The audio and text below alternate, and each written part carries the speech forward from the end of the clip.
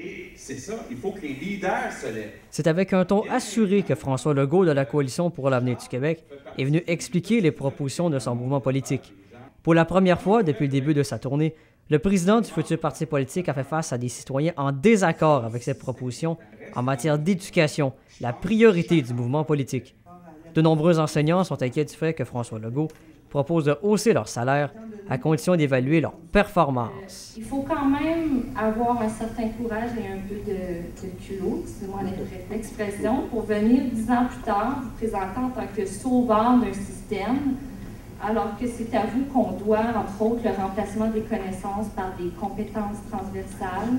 J'ai bien vu ce soir là, qu'il y avait des enseignants qui n'étaient pas d'accord ou qui étaient peut-être surtout inquiets de la façon dont serait faite l'évaluation. Et ça nous amène probablement à préciser comment se ferait cette évaluation. Les étudiants s'inquiètent aussi d'une possible réforme des cégeps. François Legault a réagi en affirmant ne pas vouloir toucher aux cégeps au cours des prochaines années. Ce que j'ai dit bien clairement, j'ai répété ce que j'avais dit à Longueuil, il y a eu seulement une personne qui a fait allusion à cette problématique, c'est que si on avait à rebâtir le réseau, ce qui n'est pas le cas, on pourrait se poser des questions, mais actuellement, on ne croit pas que c'est dans les priorités pour les 10 prochaines années de jouer dans la structure des cégeps.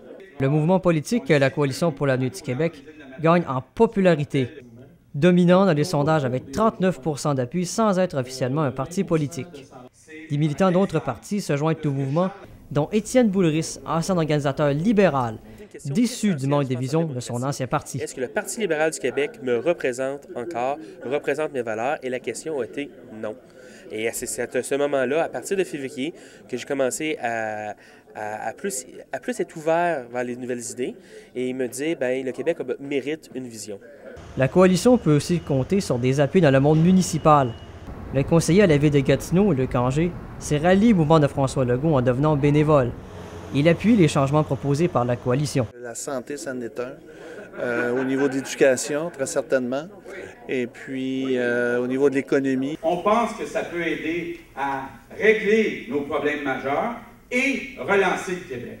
De voir un ancien organisateur libéral et au moins un conseiller municipal de Gatineau appuyer François Legault donne l'impression que le château fort libéral de l'Outaouais pourrait être ébranlé si ce mouvement devenait un parti politique. Chose qui sera confirmée le 14 novembre. Danny Boutin, La Cité collégiale, Gatineau.